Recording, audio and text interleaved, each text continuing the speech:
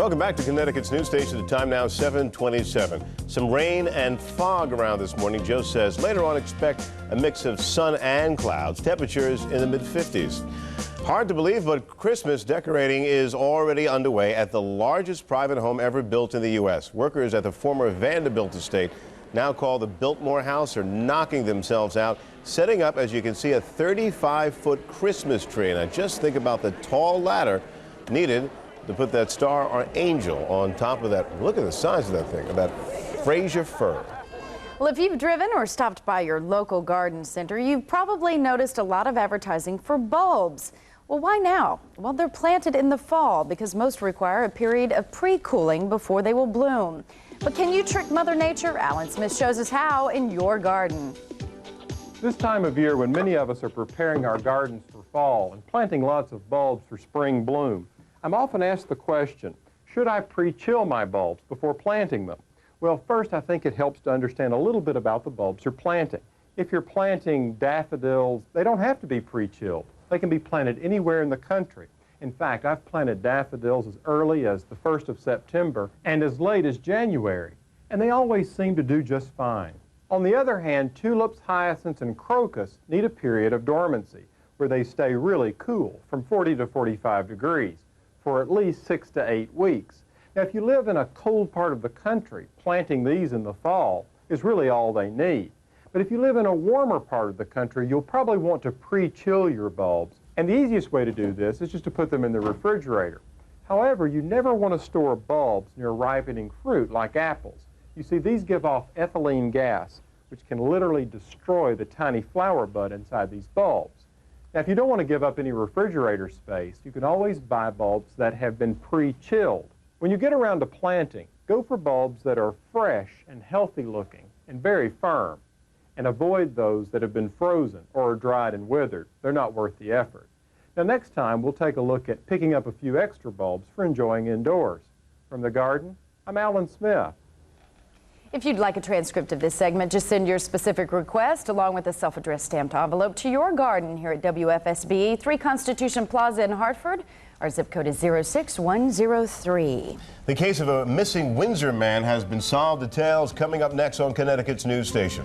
Also ahead at 7:37, a phone call that saved the day, and you'll hear it only on Channel 3. And a crisis continues between the U.S. and Iraq at 7:39. Some pretty serious threats as the U.S. taking action. News from the POG, Norwich, and your part of the state after this. Now, Eyewitness News this morning. Right now in Connecticut's news station, was he a hero or was he putting lives in danger? A new London jury may decide today. And a last chance for British nanny Louise Woodward. It's all up to a Massachusetts judge to decide if she received a fair sentence. And employees at a Hartford company are sent out into the night after an explosion. Time now 7:33, and welcome back to Connecticut's news station. I'm Greg Coy. And I'm Polly Bell. Before we go to the headlines, mild temperatures, we want to talk about those. They're in the forecast today. It'll be in the mid-50s, but there's also the possibility of rain. Joe joins us with his forecast in just a few minutes. A jury in New London may decide today if the actions of a hero were nothing more than negligence. 3 years ago, David Foltz drove his flaming gasoline tanker away from a major intersection in Chesterfield. His company says he's a hero. But as Channel 3's Jennifer Watson explained, some residents say he almost caused a catastrophic accident, so they took him to court. It looked a little bit like hell, you know, if you could imagine it. John Kowaleski could more than imagine it. He was fire chief 3.5 years ago, and he watched the explosive accident happen right in front of his department. Once it caught fire, it was almost pitch black. The smoke banked down to your knees. There was a time when I was on my hands and knees to get out of the smoke. It's May 2nd at 3:30 in the afternoon. A man is driving down this road when the brakes on his dump truck go out, and he's approaching the major intersection of Route 85. Now, about to go through that intersection on a green light is 45-year-old David Foltz, who was driving a tanker and carrying 8,000 gallons of gasoline. The fire seemed to start on impact. And then the sheet of flame just followed the truck up the road and eventually caught up with it. 45-year-old David Foltz drove the tanker several hundred feet away from the intersection and jumped out of the cab and ran to safety before it went up completely in flames. Foltz was called a hero, was even awarded the 1994 Goodyear, Connecticut Hero Award. The 13 people who live here have now sued him, claiming Foltz is partly to blame for the crash that day. It's a very emotional subject. Do we think people have a personal gain here? Well, I'm not sure.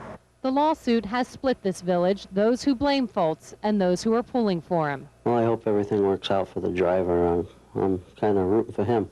Chief, tell me what you think would have happened if he hadn't kept driving to get out of the way. You probably would not be talking with me because I was standing in front of the firehouse when it happened. If he had put the brakes on the truck, the gasoline would have enveloped this whole area. Jennifer Watson, Channel 3 Eyewitness News this morning.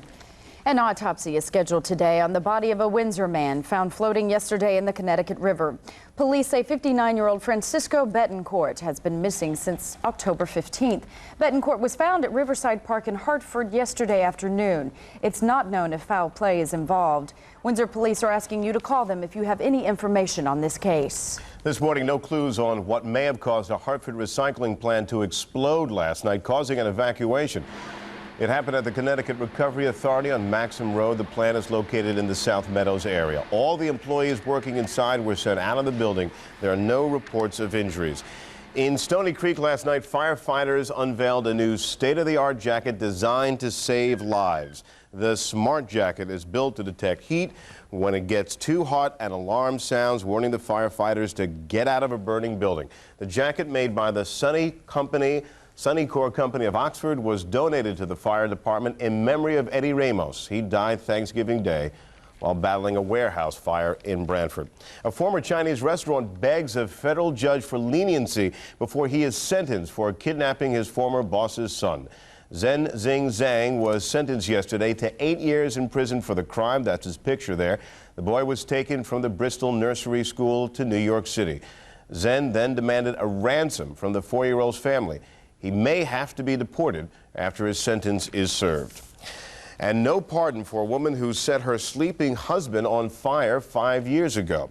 This morning we have new developments in the death of a Granby woman struck and killed by a hit-and-run driver. New details show that witnesses on the scene saw 40-year-old Kimberly Katrinos lying on the dark road outside, but thought that it was a part of a Halloween act. Katrinos was hit as she crossed the road to join her children at a nearby Halloween haunted house. No arrest in the case. An arrest, was made in this case this past Friday. It's been 3 days since a windsurfer's terrifying experience in rough waters, taking to the waves in a storm and getting blown off course to a desolate island. Jay Landry went windsurfing with friends in these conditions. When the friends returned to shore, but he didn't, a massive search started. The whole ordeal ended hours later when police received this phone call. Hi, my name is Jay Landry. Yep. And I suppose you guys are looking for me? Yes, we are. Well, I'm all right. Where are you? I really don't know, to be honest with you. Landry had been blown more than 8 miles along the Connecticut shoreline, landing on one of the Thimble Islands off Branford. He broke into an empty cottage and used the phone to call for help. Among this morning's national headlines, the U.S. says surveillance flights to Iraq are a go, but Iraq says those planes will be shot down. And what may be a last chance for British au pair Louise Woodward. Here's Jane Roblo. Lawyers for British nanny Louise Woodward will try to convince a Massachusetts judge this morning to reject or reduce her murder conviction. Last night, hundreds of supporters held a candlelight vigil in Woodward's hometown in England. Woodward was convicted of murdering 8-month-old Matthew Eapen last week and sentenced to life in prison. Her mother discussed the case during an interview yesterday.